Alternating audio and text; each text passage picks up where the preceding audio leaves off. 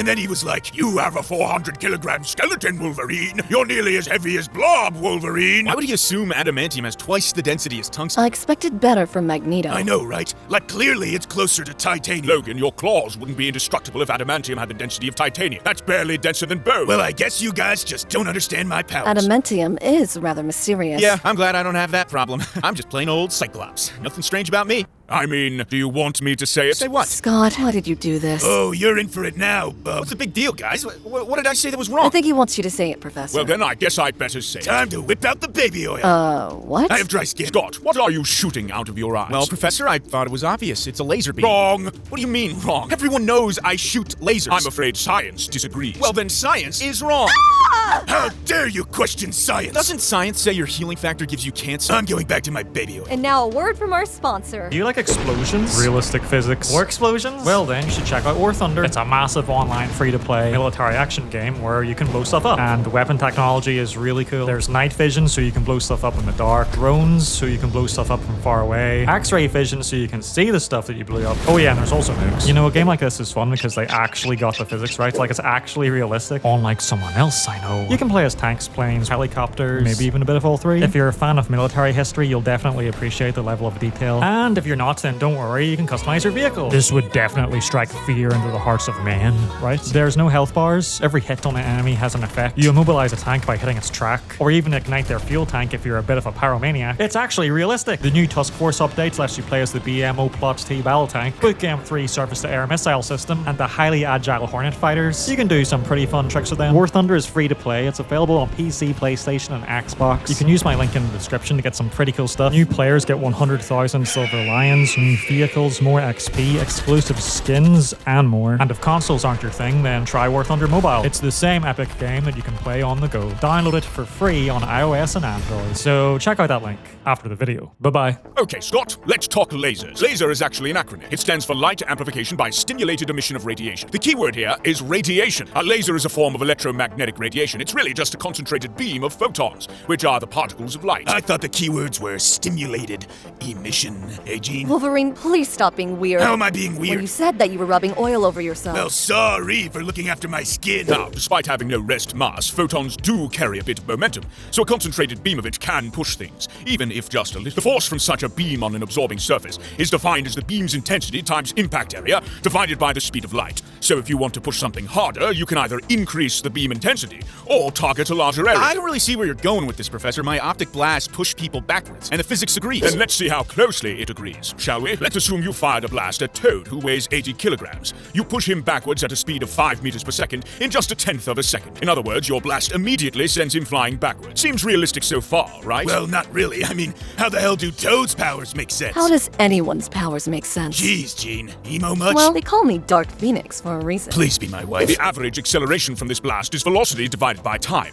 In this case, that's 50 meters per second squared. Force equals mass times acceleration, so we calculate the average force to be 4,000 Newton. We can estimate the impact area too, taking it to be a circle with a 10 centimeter diameter on Toad's chest. Its area is approximately 7.85 times 10 to the minus 3 meters squared. We can rearrange our equation from the last slide to solve for beam intensity. We calculate it to be around 150 trillion watts per square meter. Power is intensity times area, which comes out to 1.2 trillion watts. And finally, power is defined as energy per unit time. So we estimate the energy delivered by this optic blast to be 120 billion joules. Toad should be violently vaporized, not pushed backwards. Wow, I didn't know I was so strong. Oh yes, your blast would be quite devastating. 120 billion joules is the same as 30 tons of TNT. And if you really are shooting lasers, then it would arrive at the target almost instantly. An enemy facing you would be terrified. If you simply looked at them, they would be utterly eviscerated. They wouldn't even have time to react. Hey, Logan, guess who's the new strongest X-Man? It isn't fair. All I have are knives for hands. You're also 5'3". Do you have to bring my height up in every conversation? You wish I could bring your height up. Scott, in case you didn't realize, this makes absolutely no sense. You clearly aren't vaporizing people. And where would that 120 billion joules of energy even come from? Well, Professor, I was thinking I might have a nuclear power plant in my skull, like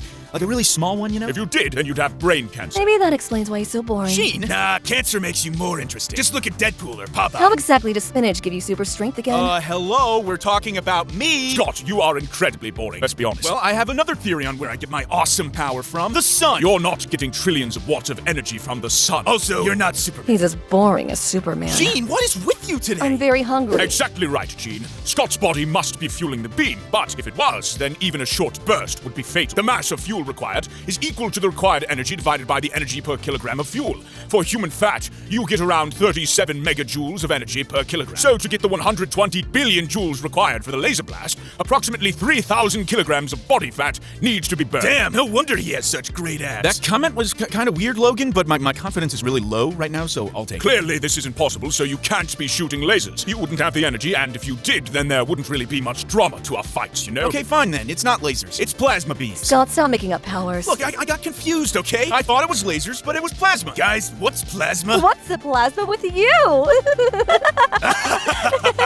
Oh my god, nice MILF joke, Gene. Don't you mean dad joke? I said what I said. Plasma is basically a fast stream of ionized gas. The beam is so hot that atoms have had their electrons ripped away, so they become electrically charged ions. Our sun is a giant ball of plasma, and unlike photons, ions and electrons have mass, so a plasma beam can really punch. It can definitely push people backwards. Glad you agree, Professor. Well, let's call it there, guys. Good hustle today. You really showed old Cyclops how his powers are stupid. Why stop now, Scott? Don't you want to look at the math of a plasma beam? I mean, we really don't have to. We might come to some interesting conclusions. I'm happy for us to ignorantly accept plasma beams as the answer to my powers. Scott, plasma beams should be breaking your neck. I am no longer happy. The thrust on a target is equal to the mass flow rate of plasma times its speed.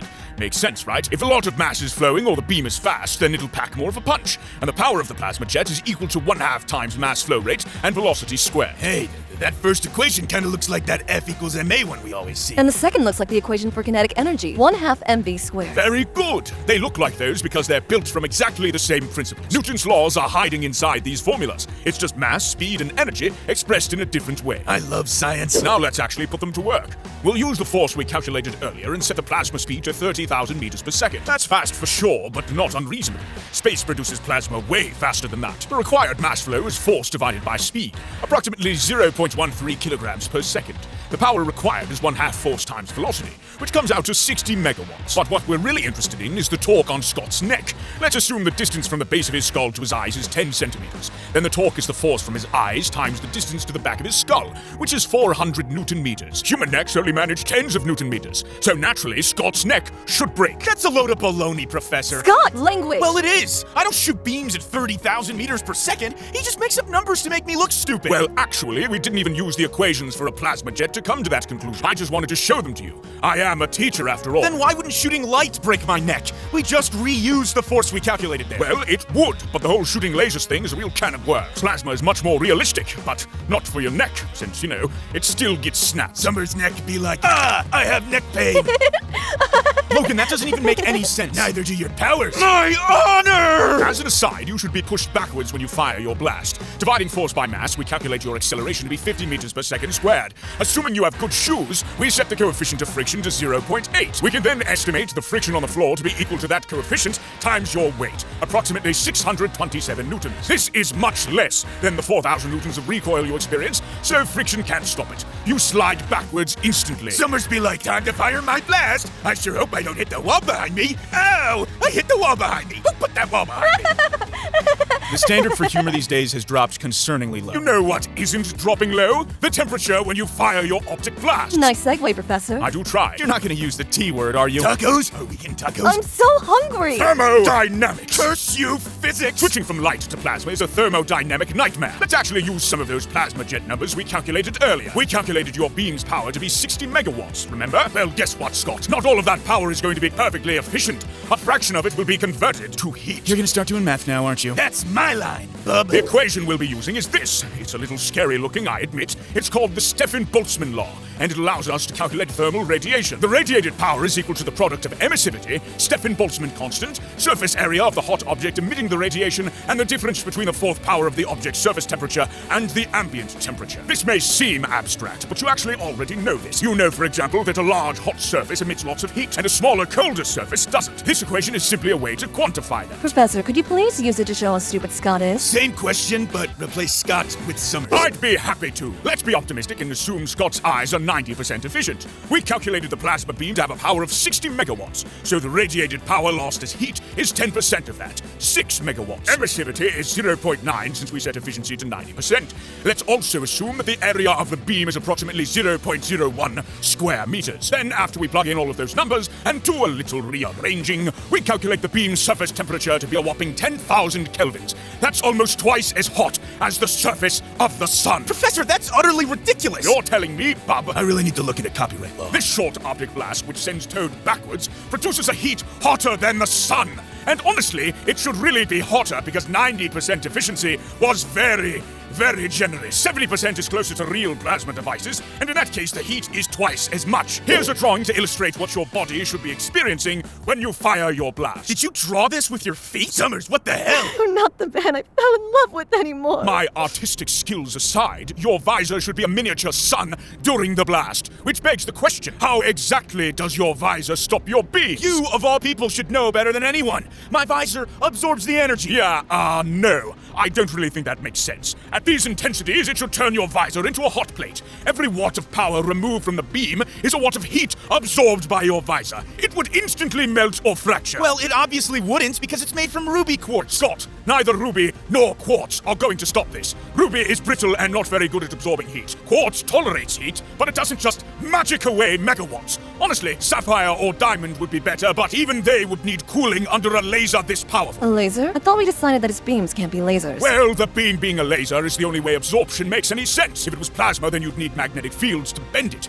You'd basically need a fusion reactor on his face. How do his eyes even shoot lasers? Aren't they meant to sense stuff, not emit stuff? Correct! Your eye is basically a wet camera. The cornea and lens focus incoming light onto the retina. The lens certainly doesn't focus outgoing beams. For that, you'd need a nozzle, bringing us into the realm of engineering, not biology. Can you even see while firing the laser? Of course I can see. How else do you think I aim it? Well, if you're firing lasers, then you really shouldn't be able to see. Lasers are just light, so the inside of your eyes would be flooded with it. There would be harsh glare while firing. And if you're firing plasma, then your eyes are probably gonna melt anyway, along with the rest of your face. To be honest, I don't think the beam would be very precise. If it just follows your eye motion, then it should be jittering, since eyes make tiny adjustments all the time. And how can your eyelids even stop the beams? They're just meant to protect eyes from dust. Maybe his eyes turn off the beam before closing the eyelids? Well, that just sounds like an accident waiting to happen. Like what if he blinks while shooting the beams? I doubt his eyelids are going to appreciate that. Shouldn't they constantly be getting burned when his eyes are closed anyway? Great point, Wolverine. So now it's 3 against 1, huh? Let's all pick on Cyclops. Come on, bub. Don't take it personally. Yeah, if we wanted to get personal, we'd say your brother has way better powers than you. Gene! I'm afraid she's right. Your eyes are literally the worst place to fire beams from. The hands or chest would make far more sense for recoil, heat, and aiming. Plus, your vision would be unimpacted. Havoc wins hands down because, he can fire from his chest too, so he doesn't need his hands. You know, Scott, you're basically the only X-Man that can't control their power.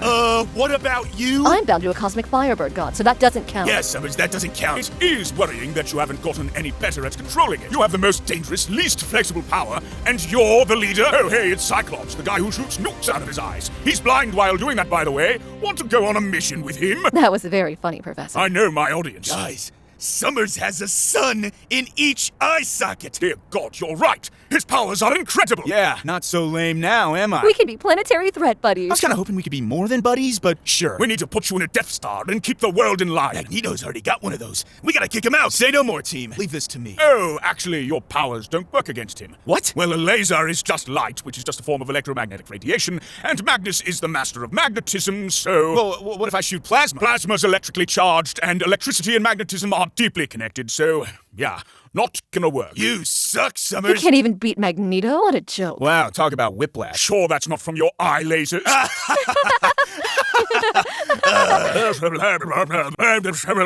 That's all, folks.